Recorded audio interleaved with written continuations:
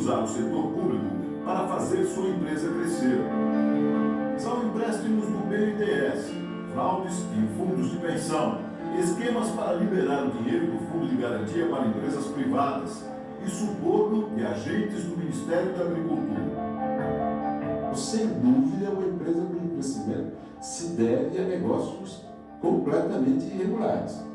O grupo JBS cresceu de maneira explosiva, principalmente durante os governos dos presidentes Lula e Dilma, do PT. Boa parte desse crescimento foi financiado pelo BNDES, o Banco de Desenvolvimento controlado pelo governo, que injetou mais de 8 bilhões de reais na empresa, através de empréstimos e até a compra direta de uma parte da companhia. Hoje a JBS controla empresas processadoras de carne, de couro, faz produtos de higiene e biodiesel. Os donos também possuem negócios em outras áreas, dessa vez sob o guarda-chuva de uma holding, nome de empresas que controlam várias outras companhias. A holding da família, denominada JEF, possui um banco, um canal de TV, empresas de celulose e energia, entre outras. Passado um certo período, sei lá, 1 mês, 2, 3, eu sempre pedia para tirar um extrato, levava para mostrar quanto tinha, ele pega 12, e foi tudo utilizado para a campanha. Mas em 2000, se tinha uma parte que era do Lula, fora isso, mas tinha uma parte que era que ele separou bem, né? Isso aqui é Lula, isso aqui é Dilma. E como é que foi feito quando ele pediu para abrir essa outra conta? Não, eu abri outra conta. E começou a depositar lá? Você depositar lá. É antiga, ficou com aquele lá com aquele dinheiro, sempre que eu ia lá, eu levava uns 2 extratos. Olha, está aqui 2 extratos, tal. Ele olhava, entendia ali, tinha que ficar aqui, tinha que perder, porque às vezes aplicava num bonde, numa coisa, não só ganha, né? Mas enfim, uma ação, cargo de empresa. Se ele olhava um pouco ali, ele não se concentrava muito naquilo, ele olhava, botava na pasta dele lá e tudo bem. E ficou lá com esse dinheiro, e nunca mexeu, a única vez que ele mexeu foi essas 2 vezes. Entendi. Até quando chegou a campanha. Aí quando chegou Mas quando ele falou isso aqui é Lula, isso aqui é Dilma, ele falou de eleição, porque o Lula não foi mais eleito. Eu não me aprofundei. Ele só falou isso aqui é Lula, isso aqui é Dilma. Ele falou, aí eu fui, ele falou assim, isso aqui é do Lula, e esse aqui é da Dilma. Eu não me aprofundei se era do presidente Lula, ou se é do governo Lula, ou se é do governo Dilma. Em 2014 ele usou o quê? Dessas duas? Das 2 contas? Acabou. Exatamente. Das 2 contas. Ele foi até acabar o dinheiro. E quando Isso também eu achei muito curioso. Somando as duas tinha quanto? Em 2014? 150 dólares. Isso. 150 mil. O dólar era 2, deu 2 e pouco, deu 300 e tantos milhões. Quanto nós doamos? Acabaram presos no Brasil e ver a empresa quebrar. No começo do ano, Joesley e Wesley foram à Procuradoria-Geral da República contar tudo o que sabiam. Em troca, não seriam presos, não teriam de usar tornozeleira eletrônica e poderiam morar nos Estados Unidos, onde já têm residência. No depoimento, Joesley e um funcionário do grupo fizeram acusações graves a políticos nos principais partidos. Entre as pessoas que teriam recebido dinheiro do grupo de maneira ilegal estão dezenas de autoridades, entre elas os ex-presidentes Lula e Dilma e o presidente Michel Temer. Joesley ainda acertou com a Procuradoria uma ação controlada. Assim como acontece nos filmes policiais, ele usou um gravador escondido para tentar incriminar políticos. Entre eles, o senador Aécio Neves foi gravado pedindo 2 milhões de reais a serem entregues a um primo dele. Por ordem do ministro Edson Fachin, do Supremo Tribunal Federal, Aécio foi afastado do Senado na última quinta-feira. A irmã dele, Andréa, e o primo, Frederico, foram presos. O presidente Temer. Isso ocorreu antes do acordo com a Justiça, ou seja, o empresário pediu um encontro com um único objetivo: conseguir um flagrante contra o presidente da República. O áudio provocou um terremoto político no Brasil, mas chegou ao fim de semana envolvido em uma nova polêmica. Em pronunciamento ainda no dia seguinte, o presidente Temer se defendeu e negou a intenção de renunciar. Não renunciarei. Você vai ver agora quem é Joesley Batista, o empresário que denunciou o presidente Temer em delação premiada e mergulhou o país numa crise política sem precedentes. Nossa equipe mostra como ele e o irmão Wesley construíram um império em poucos anos com a ajuda de dinheiro público. Como a empresa se envolveu em vários negócios suspeitos, ganhou mais dinheiro ainda às vésperas da delação. E, finalmente, como Joesley, um criminoso assumido, se refugiou nos Estados Unidos sem qualquer punição. Preste atenção nessas imagens. Elas mostram uma família no aeroporto, a caminho de uma planejada viagem internacional. Mas também podem ser interpretadas como um empresário apressado em deixar o Brasil, depois de cometer o que muitos passaram a chamar de crime perfeito.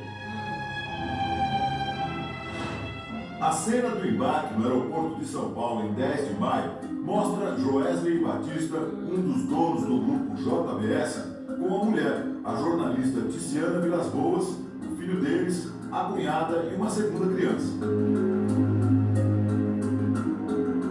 Eles se preparam para ir de jato particular aos Estados Unidos, e ao que tudo indica, sem planos de voltar ao Brasil.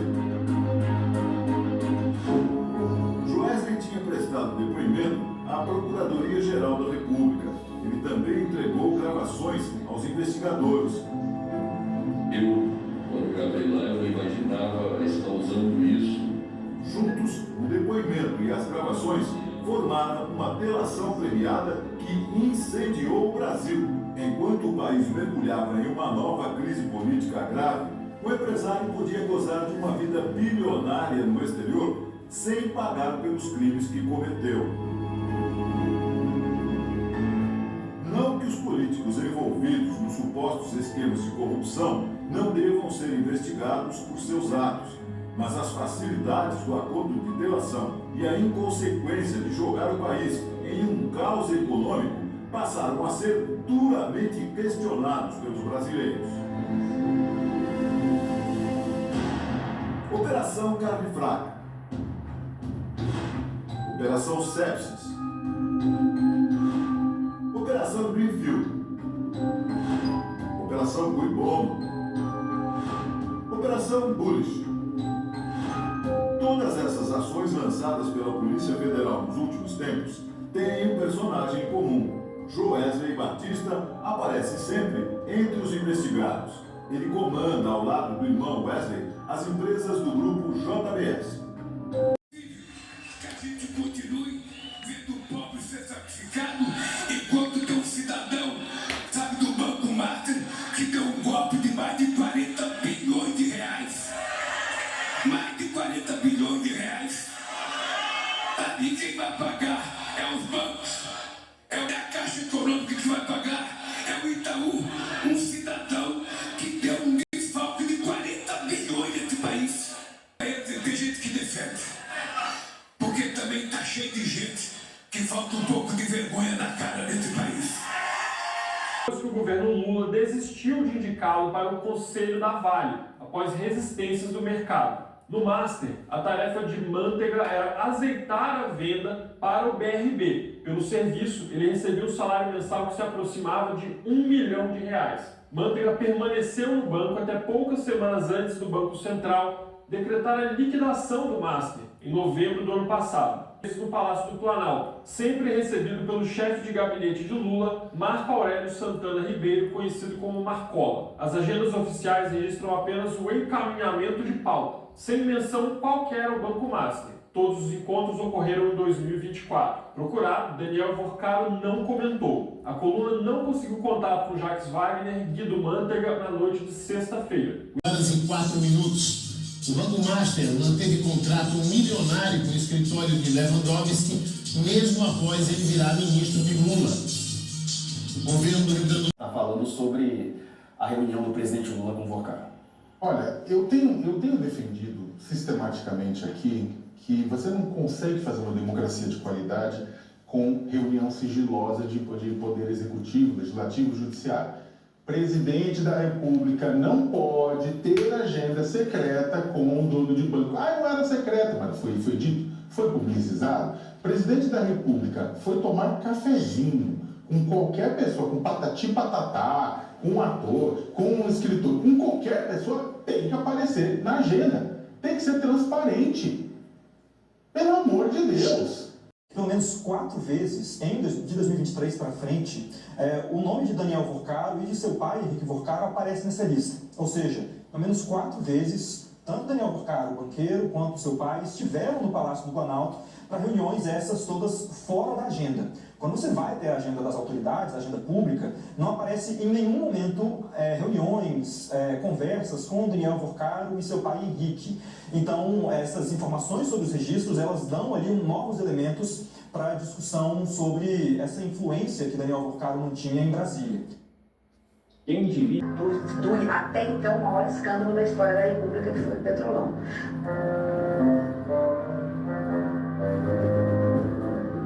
E agora, se precisa de uma exegese para o texto, aí eu digo, é corrupção, claro que é corrupção. Certo? Ela cometeu então crime de corrupção passiva e lavagem de dinheiro. Você tem dúvida? Não, que a pessoa... Você tem dúvida? Não, você tem dúvida? A posição da senhora. É crime de corrupção.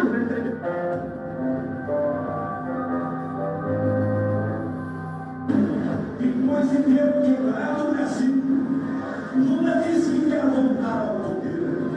Ou seja, meus amigos, ele quer voltar a cena do mundo.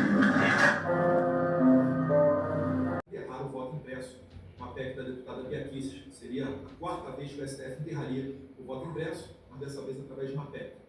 Pois bem, então estou esperançoso que com a eleição desse ano a gente possa mudar o cenário político. Porque prisões políticas, elas, como não tem base jurídica, conforme muda o cenário político, essas prisões políticas